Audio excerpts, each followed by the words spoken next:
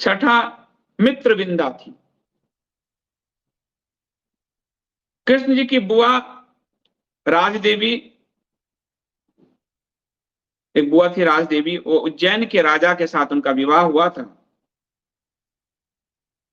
उनके दो पुत्र थे, एक मित्रसेन और दूसरा बिंदसेन। और पुत्री थी मित्रविंदा। मित्रविंदा भी अब रिश्ते में तो, और वहां सुभद्रा और अर्जुन में भी आता है, और यहां मित्रविंदा और कृष्ण में भी आता है कि बुआ के परिवार में विवाह की ये एक दो आपद धर्म की स्थिति दिखती है। तो मित्रविंदा भी मन ही मन श्री कृष्ण को चाहती थी। कौन नहीं चाहेगा, पूर्ण परमात्मा खिला हुआ है।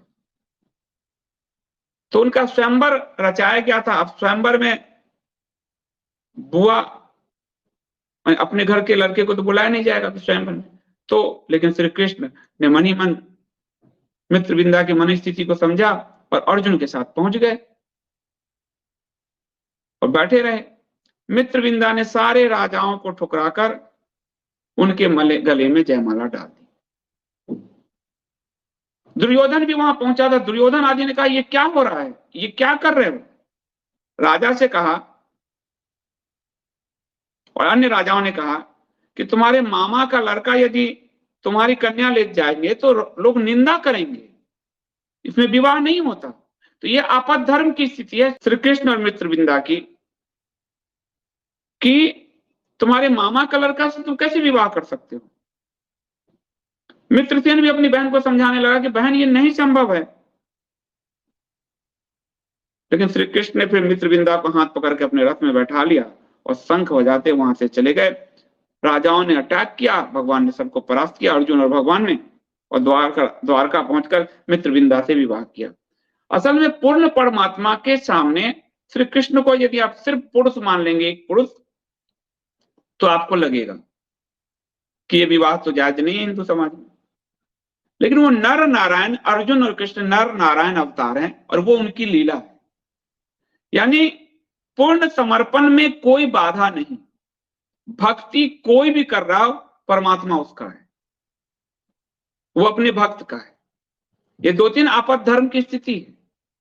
लेकिन ये पूर्ण परमात्मा, जब तक आध्यात्मिक मन से आप पूर्ण परमात्मा को नहीं समझेंगे, और परमात्मा विभेद नहीं कर सकता कि ये मेरे इस रिश्ते में है तो इसके साथ ये रिश्ता, ये है इस रिश्ते में तो ये रिश्ता।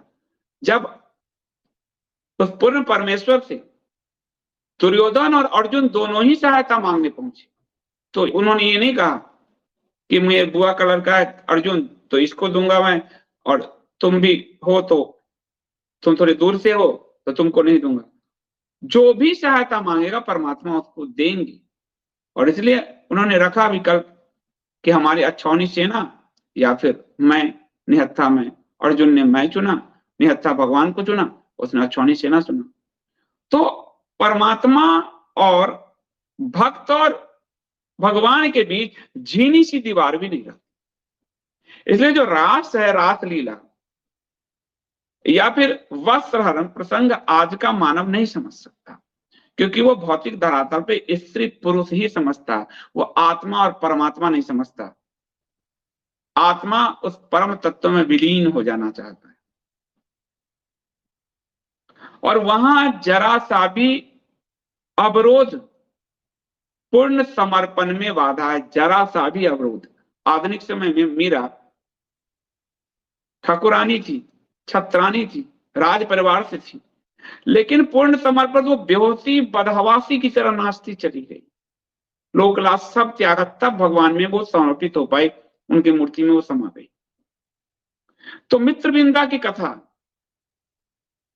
यही है कि पूर्ण समर्पण यानी परमात्मा, फिर उस आत्मा का कोई भेद नहीं है। भौतिक धरातल पे हम आप रिश्तों में हैं, आत्मा किसी रिश्ते में नहीं है। भगवान यही कह रहे हैं।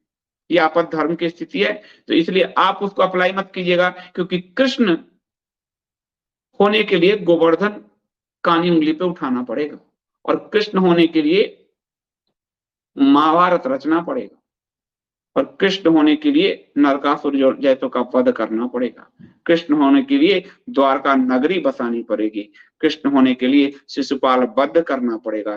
कृष्ण होने के लिए हर कला में महारत होना होगा। जब तक आप उस कला में नहीं महारत हैं, आप कृष्ण के रासलीला को पकड़ लिए और रासलीला पकड़ रहे हो तो गोवर्धन भी उठा लो। तो छठा थी मित्रविंदा,